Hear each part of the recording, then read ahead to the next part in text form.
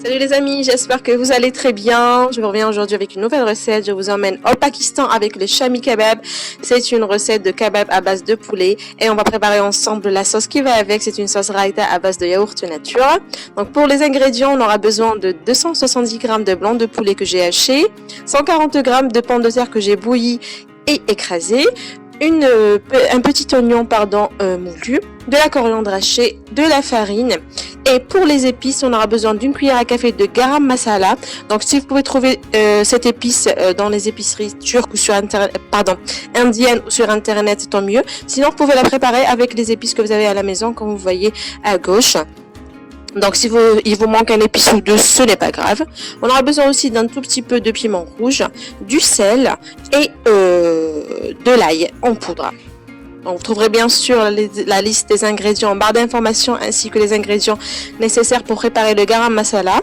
C'est un épice que vous pouvez préparer avec plein de plats indiens très chouettes. Donc on met tous les ingrédients dans le bol.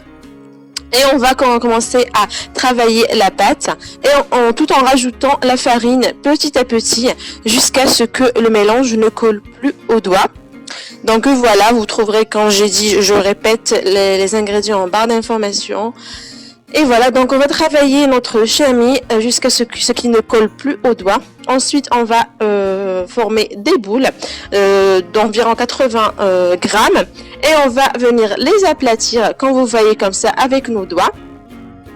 Et on va tout de suite les frire dans de l'huile chaude. Et on va diminuer le feu, donc un feu moyen, comme vous voyez. Et on va les laisser dorer des deux côtés. Une fois que c'est fait, on va les mettre sur du papier absorbant. Entre temps, on va préparer une autre sauce. Donc, on aura besoin de 200 g de yaourt nature, un demi-concombre que j'ai haché, des graines de cumin, du sel et de l'ail en poudre. Et on va mélanger le tout. Vous pouvez ajouter des tomates râpées, donc juste la chair de la tomate. Vous enlevez les pulpes et vous la râpez, des oignons si vous voulez, du poivre, ce qu'on vous voulez. Donc, moi, j'avais que ça à la maison, donc j'ai utilisé ce que j'avais. Donc voilà, c'est très très bon pour accompagner ce shami kebab. C'est très très bon les amis, croyez-moi, une tuerie cette recette, une vraie tuerie. J'espère vraiment que vous allez l'essayer et m'en dire plus en commentaire.